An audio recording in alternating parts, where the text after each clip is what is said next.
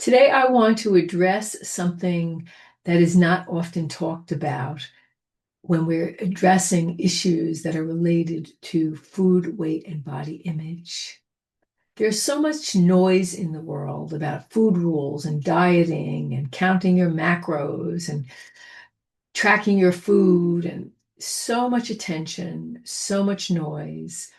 And it's not only out there, it absolutely affects every one of us, particularly if you've struggled in your relationship to food, weight, and body image.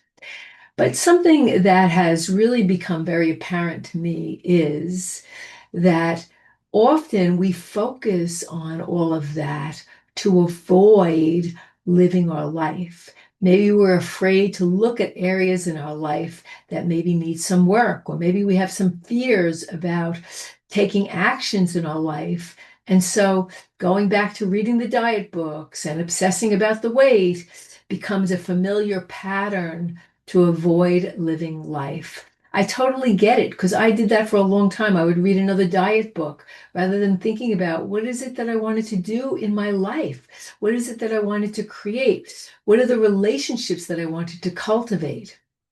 So, if you find yourself doing this, again, there's nothing wrong with you. You're not broken.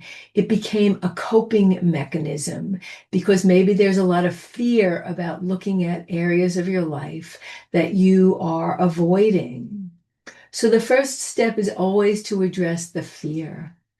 And we'll do some tapping today that will help you to start to change those patterns because the patterns run deep and they become default patterns. And in order to truly be free of struggles with food, weight, and body image, you want to start living a full life because the purpose of your life is not to be a certain size or to look a certain way. Your life has more purpose, and there's something that's wanting to come through you that's beyond this struggle. So, tap with me if you relate to anything that I've just said.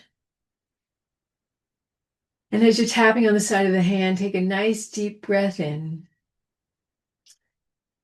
And if it's true for you that you've been struggling with food, weight, and body image in order to avoid aspects of your life,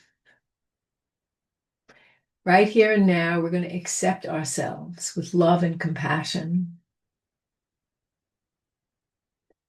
Even though I've had this pattern